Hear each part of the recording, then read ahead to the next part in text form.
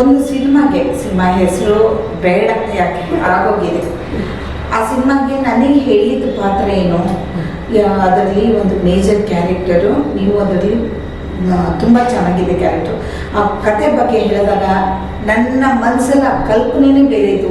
ಇದಕ್ಕೆ ಹೇಗೆ ಜೀವ ತುಂಬಬೇಕೋ ಹಾಗೆ ಜೀವ ತುಂಬಬೇಕು ಆ ಕ್ಯಾರೆಕ್ಟರ್ಗೆ ಅಂತ ಅಂದ್ಬಿಟ್ಟು ನನ್ನ ಮೈಂಡಲ್ಲಿ ಫಿಕ್ಸ್ ಆಗಿಬಿಟ್ಟಿದೆ. ಶೂಟಿಂಗು 15ನೇ ತಾರೀಕು ಅಕ್ಟೋಬರು ಸೆಪ್ಟೆಂಬರಲ್ಲೋ ಕರೆದ್ರು. ಹಾಸನಲ್ಲಿ ಶೂಟಿಂಗ್ ಇತ್ತು. ಹೋದರೆ ನನಗೆ ಎಂಥ ಕ್ಯಾರೆಕ್ಟರ್ ಕೊಟ್ಟರು ಅಂದರೆ, ಸಾರಿ ನೀರು ಬೇಕಾ? ಸ್ವಲ್ಪ ನೀರು ಕೊಡು. ಅದೆಲ್ಲ ಕೊಡು, ನೀರು ತಗೋ.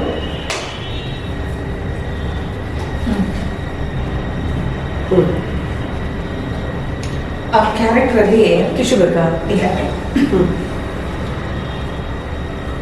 ಒಂದು ಪ್ರಾಸ್ಟಿಟ್ಯೂಟ್ ಕ್ಯಾರೆಕ್ಟರ್. ನಾನು ಹೇಳಿದ ಕ್ಯಾರೆಕ್ಟರ್ ಬಗ್ಗೆ ಓಕೆ, ಪ್ರಾಸ್ಟಿಟ್ಯೂಟ್ ಕ್ಯಾರೆಕ್ಟರ್ ಮಾಡ್ತಿದ್ದೆ ನಾನು. ಅದು ಮಾಡೋದು ದೊಡ್ಡದಲ್ಲ, ಕ್ಯಾರೆಕ್ಟರ್ ಅಲ್ಲ, ನನಗೆ ಹೇಳಿದ ಪಾತ್ರ ಮಾಡಿಸಿ. ಅದು ಡೈಲಾಗ್ ಏನಿಲ್ಲ, ಇವನ್ ಜೂನಿಯರ್ ಆರ್ಟಿಸ್ಟ್ ಮಾಡೋಂಥ ಕ್ಯಾರೆಕ್ಟರ್ ಅದು. ಇಷ್ಟೇ ನಿಮ್ಮ ಕ್ಯಾರೆಕ್ಟರ್ ಮುಗೀತು ಅಂತಂದ್ರು ಡೈರೆಕ್ಟ್ರು. ಓಕೆ. ಬಣ್ಣ ಹಚ್ಕೊಂಡವಳು ನಾನು ಯಾವತ್ತೂ ಕಣ್ಣಲ್ಲಿ ನೀರು ಹಾಕ್ತವಳಲ್ಲ. ಅವತ್ತು ಹತ್ಕೊಂಡು ಬಂದೆ, ಕಣ್ಣಲ್ಲಿ ನೀರು ಹಾಕ್ಕೊಂಡ್ಬಂದೆ. ಏನು ಡೈರೆಕ್ಟರ್ ಎಷ್ಟು ಗೊತ್ತಾಗಲ್ಲ, ಕತೆ ಹೇಳಿದವರು ಅವರೇ ಕ್ವಶನ್ ಮಾಡಬೇಕಾಗಿತ್ತು. ಕೇಳಿದೆ ನಾನು ಹೇಳಬಿಟ್ಟೆ, ಕಲಾವಿದೆ ಕೈಯಲ್ಲಿ ನೀವು ಕಣ್ಣಲ್ಲಿ ನೀರು ಹಾಕ್ಸಿದ್ದೀರ, ಅದು ಕರೆಕ್ಟ್. ಬಟ್ ಭಗವಂತ ಅನ್ನೋನು ಒಬ್ಬ ಇದ್ದ ಅಂದರೆ ಅದನ್ನು ಖಂಡಿತ ನೀವು ಅನುಭವಿಸ್ತೀರ ಅಂದ್ಬಿಟ್ಟೆ ಬಂದೆ. ಸಿನಿಮಾ ರಿಲೀಸ್ ಆಯ್ತು? ಅದು ಸಿನಿಮಾ ರಿಲೀಸ್ ಆಯಿತು, ಮೋಡಿ ಡಬ್ಬಕ್ಕೆ ಸೇರುತ್ತೆ ಅಷ್ಟೇ. ನನ್ನ ಫ್ರೆಂಡು ಕಾಲ್ ಮಾಡ್ತಾ ಇದ್ದಾರೆ. ಹೌದಾ? ಸಿತಾರ ಅವರು. ಎಸ್, ಮಾತಾಡ. Hello, hi. ಹೇಳು ಸಿತಾರ, ಎಷ್ಟು ವರ್ಷ ಆಯ್ತು ನೋಡಿ.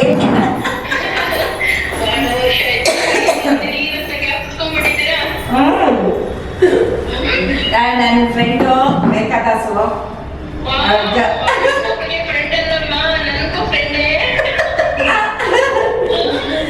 ಸಿದ್ದು, ಎಲ್ಲಿದ್ಯಾ? ಏನ್ ಮಾಡ್ತಿದ್ಯಾ? ಈಗ ಸದ್ಯಕ್ಕೆ ನನ್ನ ಮೊಮ್ಮಗನಿಗೆ ಸೇವೆ ಮಾಡ್ತಾ ಇದ್ದೀನಿ. Super super super. ಓಕೆ. ನಾನು ಚೆನ್ನಾಗಿದ್ದೀನಿ. ನನ್ನ ಯೂಟ್ಯೂಬ್ ಚಾನಲ್ ರೆಗ್ಯುಲರ್ ಸ್ಟಾಕೀಸ್ ಅಲ್ಲಿ ಭಾಗ್ಯದ್ದು ಇಂಟರ್ವ್ಯೂ ಮಾಡ್ತಾ ಇದ್ದೆ.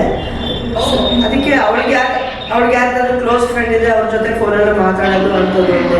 ಅವ್ರ ಬಗ್ಗೆ ಏನಾದರೂ ಹೇಳ್ತಾರ, ಯಾವ ಥರ ಹೇಳ್ತಾರೆ, ಯಾವ ಥರ ನಿಮ್ಮಿಬ್ಬರು ಒಡನಾಟ ಹೇಗಿದೆ ಅದನ್ನು ತಿಳ್ಕೊಳ್ಳೋಣ ಅಂದ್ಬಿಟ್ಟು ಫೋನ್ ಮಾಡುವಂತ ಹೇಳಿದ್ದೆ ಅವಳಿಗೆ. ಫೋನ್ ಬಂತು ನಿಂದು. ಹೇಗೆ ಸ್ವಲ್ಪ ಭಾಗ್ಯದ ಬಗ್ಗೆ ಏನಾದರೂ ಮಾತಾಡಪ್ಪ.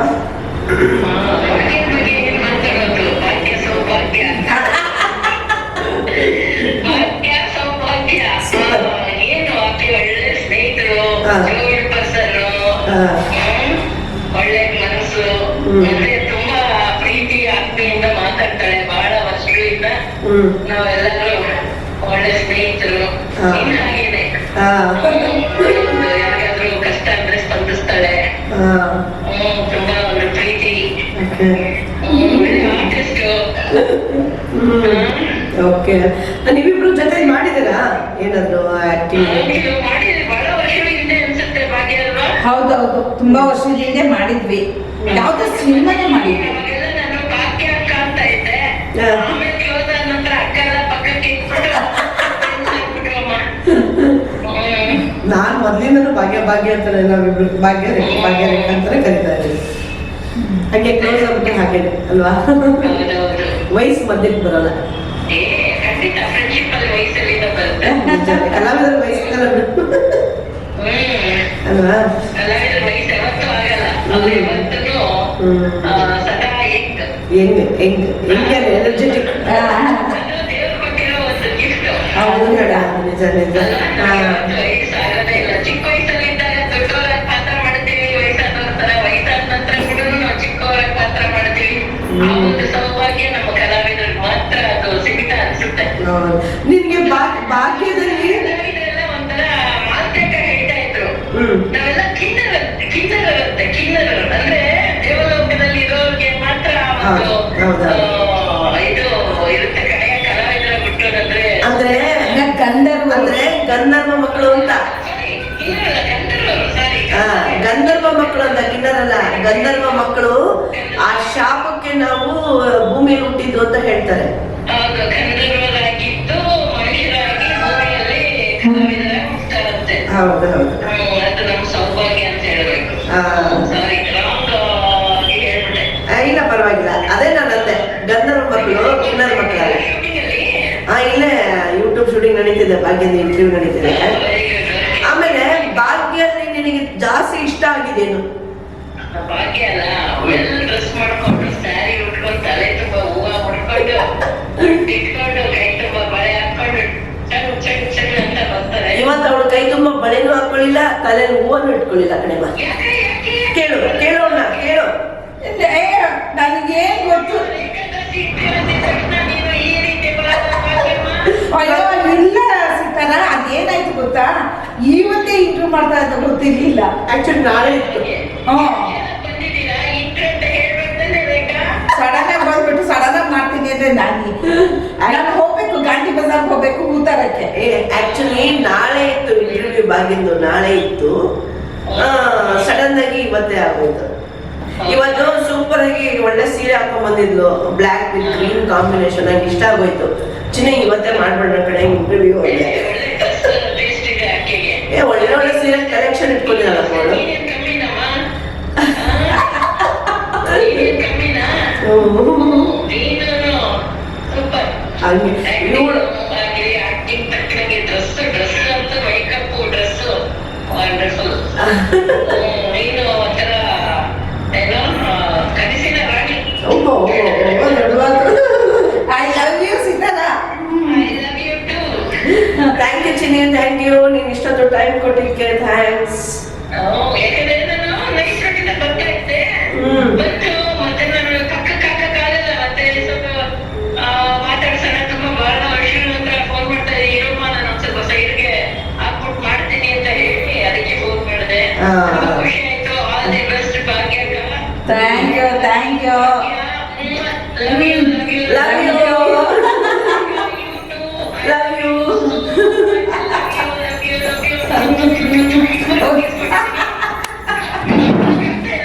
ಮಾಡ್ಕೊಂಡೆ ಈಗ.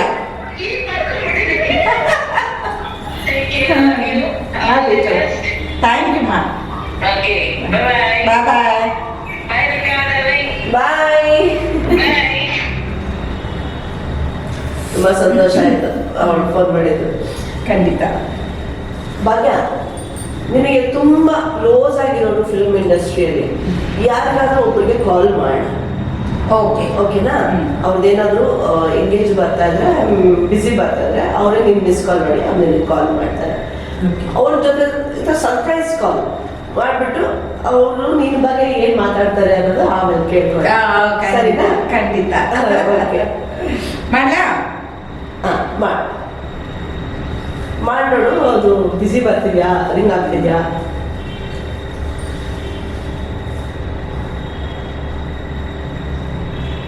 ಸ್ವಲ್ಪ ಬಿಸಿ ಬರ್ತಿದೆ. ಸರಿ, ಅವ್ರಿಗೆ ಮಿಸ್ ಕಾಲ್ ನೋಡಿ ಮಾಡ್ತಾರೆ. ಮಾಡ್ತಾರೆ. ಅದು ಯಾರು ಅನ್ನೋದು, ನೀನ್ ಯಾರಿಗೆ ಮಾಡಿದೆ ಅನ್ನೋದು ನಮ್ಗೆ ಗೊತ್ತಾಗಬಾರ್ದು. ಒಂದು ಸರ್ಪ್ರೈಸ್ ಕಾಲ್ ಅವರೇ ಫೋನ್ ಮಾಡಿ ನಾನು ಅಂದಾಗ ಗೊತ್ತಾಗುತ್ತೆ. ಆದ್ರೆ ಒಂದು ಆರ್ಟಿಸ್ಟ್ಗೆ ಸುಳ್ಳು ಹೇಳಿ ಬೇರೆ ಪಾತ್ರ ಮಾಡಿಸ್ಬಿಟ್ರೆ ಆರ್ಟಿಸ್ಟು ಯಾವ ಪಾತ್ರನೂ ಮಾಡಕ್ ರೆಡಿ. ಆದ್ರೆ ಒಂದು ಪಾತ್ರ ಹೇಳಿ ನಾವು ಅದನ್ನೇ ಒಂದು ಕಲ್ಪನೆ ಮಾಡ್ಕೊಂಡಿರ್ತೀವಿ, ಅಲ್ಲಿ ಹೋದ್ಮೇಲೆ ಚೇಂಜ್ ಆಗ್ಬಿಟ್ರೆ ಎಂತವ್ರಿಗಾದ್ರೂ ಮನಸ್ಸು ನೋವಾಗುತ್ತೆ. ಅಲ್ಲಿ ಚೇಂಜ್ ಆದ್ರೂ ಪರವಾಗಿಲ್ಲ, ಬಟ್ ಆ ಕ್ಯಾರೆಕ್ಟರ್ನ ಇದಕ್ಕೆ ಹೊಂದ್ಕೊಳ್ಳೋ ಅಂಥದ್ದು ಇರಬೇಕು. ಏನೂ ಇಲ್ಲ, ಯಾರಿಗಾದ್ರೂ ಒಂದು ಹುಡುಗಿ ಕರ್ಕೊಂಡ್ಬಂದು ಯಾರಿಗಾದ್ರೂ ಸೀರೆ ಉಡಿಸ್ಬಿಟ್ಟು ಆ ಕ್ಯಾರೆಕ್ಟರ್ ಮಾಡಿಸ್ಬಿಡ್ಬೋದು. ಅಂತ ಕ್ಯಾರೆಕ್ಟರ್ ಅದೊಂದು ಸೀನಿಯರ್ ಆರ್ಟಿಸ್ಟ್ ಮಾಡದೇ ಇರೋದು ಅವಮಾನ ಮಾಡ್ದಂಗಾಯ್ತು. ಬಟ್ ಅದು ತುಂಬಾ ನನಗೆ ನನ್ನ ಕೊನೆ ಉಸಿರು ಇರೋರ್ಗು ಅದನ್ನ ಮರೆಯೋಕ್ಕಾಗಲ್ಲ. ನನಗೆ ಬೇರೆ ಏನಾದರೂ ಅವಮಾನಗಳಾಗಿದೆ ಫಿಲ್ಮ್ ಇಂಡಸ್ಟ್ರಿಯಲ್ಲಿ? ಇಲ್ಲ, ಅದೊಂದೇ ನಂಗೆ ಆ ಥರ ಆಗಿತ್ತು. ಅದೊಂದೇ ಆಗಿದೆ ಅಷ್ಟೇ, ಬೇರೆ ಏನಿಲ್ಲ. ಸೊ ಈಗ ನಮ್ಮ ಮುಂದೆ ಜೀವನ ಇವಾಗ ಏನು ಮಾಡ್ಕೊಂಡಿದ್ದೀರಾ? ಸಿನಿಮಾ ಒಟ್ಟಿಗೆ ಅಂದರೆ ಸಿನಿಮಾ ಮಾಡ್ತಾನು, ನಾಟಕಗಳು ಬಂದಾಗ ನಾಟಕಕ್ಕೆ ಹೋಗೋದು, ಸಿನಿಮಾ ಬಂದಾಗ ಸಿನಿಮಾಗೆ ಹೋಗೋದು, ಟಿವಿ ಸೀರಿಯಲ್ ಬಂದಾಗ ಟಿವಿ ಸೀರಿಯಲ್, ಅದು ಅಲ್ಲದೆ ಬೇರೆ ಏನಾದ್ರು ಮಾಡ್ಕೊಂಡಿದ್ಯಾ? ಖಂಡಿತ ಮಾಡ್ತಾ ಇದ್ದೀನಿ. ಏನ್ ಮಾಡ್ತಾ ಇದ್ಯಾ? ಈಗ ಒಂದು 4-5 ತಿಂಗಳಿಂದ ಏನು ಮಾಡ್ಕೊಂಡಿದ್ಯಾ? PV ಫಿಲ್ಮ್ ಇನ್ಸ್ಟಿಟ್ಯೂಟ್ ಅಲ್ಲಿ ಫ್ಯಾಕಲ್ಟಿಯಾಗಿ ವರ್ಕ್ ಮಾಡ್ತಾ ಇದ್ದೀನಿ. Nice, super. ಓಕೆ, ನಮ್ಮ ಇನ್ಸ್ಟಿಟ್ಯೂಟ್ ಬಗ್ಗೆ ಏನಾದರೂ ಹೇಳಕ್ಕೆ ಇಷ್ಟಪಡ್ತೀರಾ? ಆ ಥರ ಇನ್ಸ್ಟಿಟ್ಯೂಟ್ ಬಗ್ಗೆ ಅಂದರೆ ನಾನೀಗ ಸೇರಿರೋದು 4 ತಿಂಗಳಾಗಿದೆ. 4 ತಿಂಗಳಿಂದ ನಾನು ನೋಡ್ತಾ ಇದ್ದೀನಿ ಅಂದರೆ ಇಲ್ಲಿ ಸ್ಟೂಡೆಂಟ್ಸು ತುಂಬ ಜನ ಬರ್ತಾ ಇದ್ದಾರೆ. ಅವ್ರ ಮಕ್ಕಳಿಗೆ ಹೇಳ್ಕೊಡೋದಿದೆಯಲ್ಲ, ನಮಗೆ ಗೊತ್ತಿರೋಂಥದ್ದು ಅಲ್ಪ ಸ್ವಲ್ಪ ಏನೋ ಒಂದು ನಮಗೆ ಗೊತ್ತಿರೋದನ್ನ ಅವ್ರಿಗೆ ನಾವು ಹೇಳ್ಕೊಡ್ತೀವಲ್ಲ, ಅದರಲ್ಲಿರೋ ಸುಖ, ಅದರಲ್ಲಿರೋ ಸಂತೋಷ ಅಲ್ವಾ, ಎಲ್ಲೂ ಸಿಗಲ್ಲ. ನನಗೂ ಅಷ್ಟೇ, ನನ್ನ ಟೀಚಿಂಗ್ ಅಂದರೆ ತುಂಬ ಇಷ್ಟ. ಚೆನ್ನಾಗಿ ಖುಷಿ ಆಗುತ್ತೆ, ಸ್ಯಾಟಿಸ್ಫ್ಯಾಕ್ಷನ್ ಆಗ್ತಿದೆಯಲ್ಲ ನಮ್ಗೆ. ಖಂಡಿತ ಸ್ಯಾಟಿಸ್ಫ್ಯಾಕ್ಷನ್ ಆಗ್ತಾ ಇದೆ. ಯಾಕೆಂದ್ರೆ ನಾವು ಎಲ್ಲಿ ತಿದ್ದಿರಲ್ವೋ, ನಮ್ಗೆ ಯಾರು ತಿದ್ದಿರಲ್ವೋ, ನಾವು ಇನ್ನೊಬ್ಬರಿಗೆ ತಿದ್ದೋದು, ನಾವು ಇನ್ನೊಬ್ಬರಿಗೆ ಹೇಳ್ಕೊಡೋದು, ಅದು ಕೊಡೋ ಸಮಾಧಾನ ಎಲ್ಲೂ ಸಿಗಲ್ಲ. ಅದ್ರ ಜೊತೆಗೆ ಅವ್ರು ಏನೋ ಒಂದು ಮಾಡ್ತಾರೆ, ಅದರಿಂದ ನಾವು ಕಲಿಬೋದು. ಜೊತೆಗೆ ಅವ್ರೇನ್ ನಾವು ಹೇಳ್ಕೊಟ್ಟಿರ್ತೀವಿ, ಅವ್ರಿಗೆ ಅದು ಬರಲ್ಲ, ಅವ್ರು ಇನ್ನೇನೋ ಮಾಡಿರ್ತಾರೆ, ಅದು ಕಾಮಿಡಿಯಾಗಿ ನಾವು ತಗೋಬಹುದು, ಅದನ್ನ ನಾವು ಕ್ಯಾಚ್ ಮಾಡ್ಕೋಬಹುದು. ಎರಡೂ ಇದೆ ನಮ್ಮಲ್ಲಿ. ಅವ್ರಿಗೆ PV ಫಿಲ್ಮ್ ಇನ್ಸ್ಟಿಟ್ಯೂಟ್ಗೆ ಯಾರಾದ್ರೂ ಬಂದು ಸೇರಕ್ಕೆ ಇಷ್ಟ ಇದ್ರೆ ಸೇರ್ಕೊಳ್ಳಿ ಅಂತ ಹೇಳ್ಬೋದು. PV ಫಿಲ್ಮ್ ಇನ್ಸ್ಟಿಟ್ಯೂಟ್ಗೆ ಯಾರೇ ಬಂದು ಸೇರಿದ್ರು ಇಲ್ಲಿ ಅವಕಾಶಗಳು ಖಂಡಿತ ಇದೆ.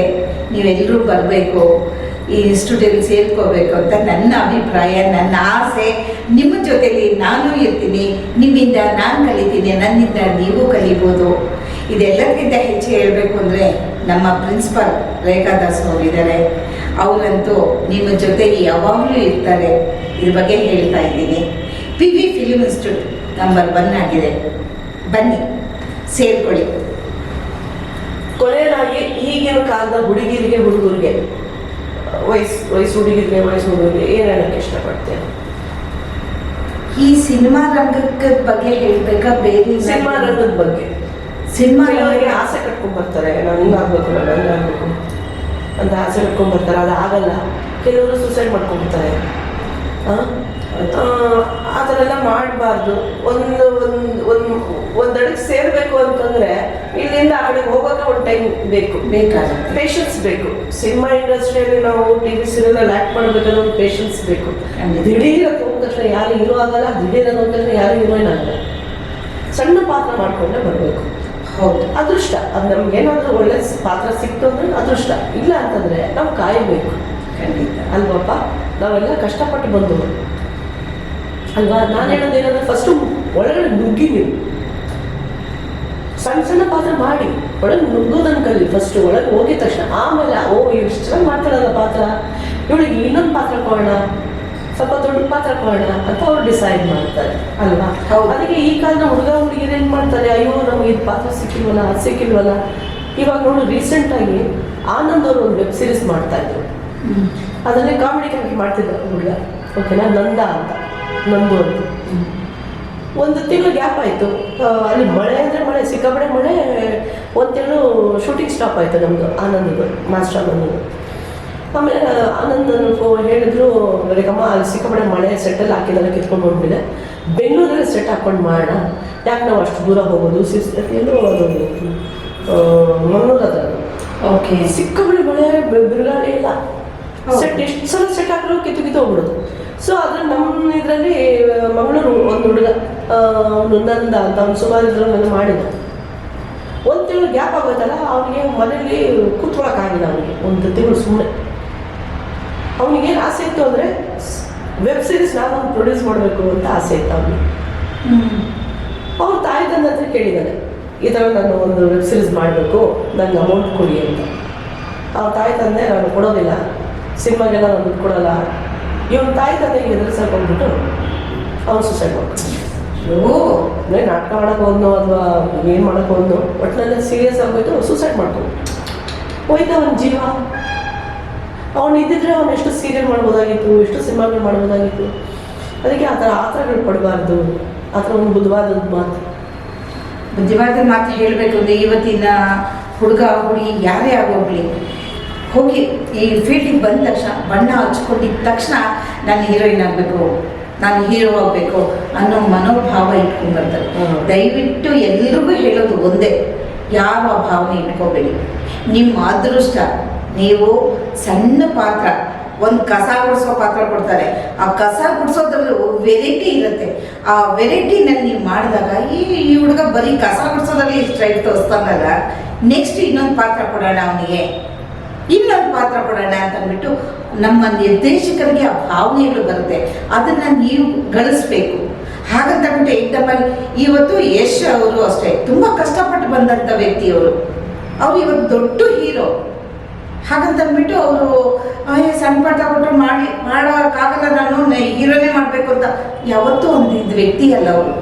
ಯಾವ ಪಾತ್ರ ಕೊಟ್ಟರು ಮಾಡಿದ್ರು, ಬೆಳೆದ್ರು, ಅವ್ರು ಬೆಳೆದು ಬಂದರು. ಅದೇ ಥರ ನೀವು ಅಷ್ಟೇ, ಬರುವಂಥ ಹುಡುಗರಿಗಾಗಲಿ ಹುಡುಗಿರಿಗಾಗಲಿ ನಾನು ಹೇಳೋದು ಒಂದೇ, ಯಾವ ಪಾತ್ರನಾದರೂ ಕೊಡಲಿ, ನಿರ್ದೇಶಕರು ಏನು ಹೇಳ್ತಾರೆ, ನಿರ್ದೇಶಕರ ಅವ್ರ ಮೈಂಡಲ್ಲಿ ಏನಿದೆ ಅದನ್ನು ತಿಳ್ಕೊಂಡು ಅವ್ರಿಗೆ ಸಮಾಧಾನ ಆಗುವಷ್ಟು ನೀವು ಅಭಿನಯ ಮಾಡಿ. ಖಂಡಿತ ನೀವು ಬೆಳಿತೀರಾ, ದೊಡ್ಡ ಹೀರೋ ಆಗ್ತೀರಾ, ಹೀರೋಯಿನ್ ಆಗ್ತೀರಾ. ಹಾಗಂತ ಅಂದ್ಬಿಟ್ಟು ಒಂದು ತಿಂಗಳು ಕೆಲಸ ಇಲ್ವಲ್ಲಪ್ಪ ನಾವೇನು ಮಾಡೋದು, ಯಾವತ್ತೂ ಹಾಗೆ ಮಾಡ್ಕೋಬೇಡಿ. ನಿಮ್ಮನ್ನು ನಂಬ್ಕೊಂಡು ನಿಮ್ಮ ತಾಯಿ ತಂದೆ ಇರ್ತಾರೆ, ತಾಯಿ ತಂದೆ ಬೈತಾರೆ, ಆ ಸಿನಿಮಾ ರಂಗ ಬೇಡ, ಏನೋ ಬೇಡ, ಕೆಲಸಕ್ಕೆ ಹೋಗಿ ಆಗೋಗಿ ಬೈಯೋದು ನಿಜ. ನೀವು ಬೆಳಿಬೇಕಾ, ನಿಮ್ಮ ತಂದೆ ತಾಯಿಗೂ ಸಮಾಧಾನ ಆಗಬೇಕು. ನೀವು ಈ ಕಡೆ ನಿಮ್ಮ ರಂಗಭೂಮಿಗೆ ಬರ್ತೀರಾ ಬನ್ನಿ, ಸಿನಿಮಾ ರಂಗಕ್ಕೆ ಬರ್ತೀರಾ ಬನ್ನಿ, ನೀವು ಕೆಲಸ ಮಾಡಿ, ನಿಮ್ಮ ತಾಯಿ ತಂದೆಗೂ ಸಮಾಧಾನ ಮಾಡಿ. ಎಲ್ಲದರಲ್ಲೂ ಬೆಳೀರಿ, ಯಾರಿಗೂ ನೋವು ಪಡಬೇಡಿ. ನೀವುಗಳು ಏನೇ ಒಂದು ಹೆಚ್ಚು ಕಡಿಮೆ ಆದರೂ ಜನ್ಮ ಕೊಟ್ಟವ್ರು ಇರ್ತಾರಲ್ಲ, ತಡ್ಕೊಳ್ಳೋ ಶಕ್ತಿ ಅವ್ರಿಗಿರಲ್ಲ. ನಿಮಗೆಲ್ರಿಗೂ ಕೈ ಮುಗಿದು ಕೇಳ್ಕೊಳ್ಳೋದು ಒಂದೇ, ಯಾರೂ ಜೀವ ಕಳ್ಕೋಬೇಡಿ. ನಿಮ್ಮ ಜೀವ ಅಮೂಲ್ಯವಾದದ್ದು, ಬೆಳಿಬೇಕು, ಬೆಳೆದು ಅತ್ಯುನ್ನತ ಮಟ್ಟಕ್ಕೆ ಹೋಗ್ಬೇಕು ಅನ್ನೋದೇ ನನ್ನ ಆಸೆ. ನಾವಾಗಲಿ ಮತ್ತು ನಮ್ಮ ರೇಖಾದಾಸ್ ಮೇಡಮ್ ಆಗಲಿ, ಗುರುಪ್ರಸಾದ್ ಆಗಲಿ, ಯಾರೇ ಆಗಲಿ, ನಾವು ಹೇಳೋದೊಂದೇ, ಬೆಳೀರಿ.